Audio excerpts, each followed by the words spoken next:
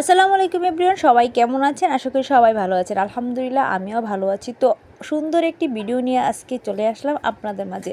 আশা করি সবার ভালো লাগবে। তো দেখেন, এটা হচ্ছে আমার বাবার বাড়ির অনেক আগের একটি মাটির ঘর। এই মাটির ঘরটা মূলত আমার দাদা বানাইছিল। আমি মা এবং আমার দাদির কাছ থেকে শুনেছিলাম। তো এই মাটির ঘরে আমার বড় হয়ে ওঠা, তারপর হচ্ছে ছোটোবেলা কেমন কাটছে সবই আজকে আপনাদের সাথে শেয়ার করব। আমি ছোট্টবেলা যখন আমি বুঝি তখনও হচ্ছে এই মাটির ঘরে ছিলাম। যখন আমার বিয়ে হয়েছিল তখন হচ্ছে এই মাটির ঘরে ছিল, তখন হচ্ছে বিল্ডিংয়ে রুম করা হয়নি। তো এই মাটির ঘরে আমি, আমার দুটা বোন, মা বাবা সবাই থাকতাম, আমার ভাই বাদে, কারণ আমার ভাই অনেক গ্যাপে হয়েছে। আমার ছোটো বোনের 12 বছর পরে হয়েছে, আমার ভাই হয়েছে।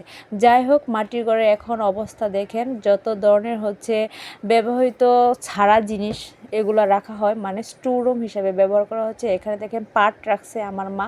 তারপর দেখেন মাটির ঘরটা আমি একটু দেখাচ্ছি উপর থেকে। এই মাটির ঘরটা এত লেপ্ত, মা আগে মাটি কাদামাটি দিয়ে কি বলবো, প্রতি বুধবার হচ্ছে মা এই মাটির ঘরটা লেপ্ত। আর আমি অনেক বিরক্ত বোধ করতাম, কারণ যেহেতু এই ঘরে আমার পড়তে হতো, থাকতে হতো। তো যখনই লেপ্ত সব জিনিস একেবারে বাহির করে তারপর লেপ্ত, এরকম অবস্থা ছিল। আর ওই দিন দুপুরে রান্না তো করতোই না, কারণ একটু লেটই করতো, কারণ মাটির ঘর লেপা তো অনেক কষ্টের একটি কাজ। মাটি নিয়ে আসা দূর থেকে, তারপর হচ্ছে এটা মাটিকে সুন্দর করে হচ্ছে কাদা করে তারপর লেপা হতো। যাই হোক, দেখেন এখন অবস্থা মাটির ঘরের।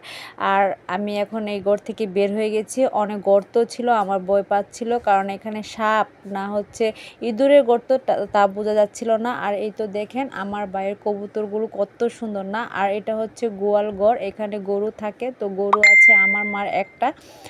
তো এই তো খুবই সুন্দর পরিবেশ। আর হচ্ছে বাবার বাড়ি যত খারাপই থাকুক আর যত হচ্ছে মাটির ঘর বলেন, ভাঙা ঘর বলেন, এখানে শান্তি পাওয়া যায়। আর এগুলা হচ্ছে পরবর্তীতে যখন বিল্ডিংয়ের রুম করছে, তো এগুলো হচ্ছে এখনকার রুম।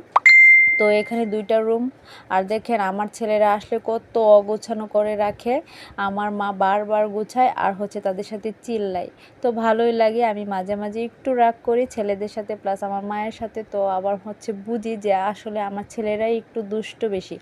যাই হোক, দেখেন ঘরের অবস্থা তো দেখে বোঝা যাচ্ছে যে এখন ঘুম থেকে উঠছে না। এগুলো হচ্ছে দুপুরে করা ভিডিও। তো দেখেন সারাক্ষণ বিছানার উপরে উঠে থাকবে আর তার এরকম নোংরা করবে। আর উপরে দেখেন কত সুন্দর করে আমার মা হচ্ছে সিলিং দিছে।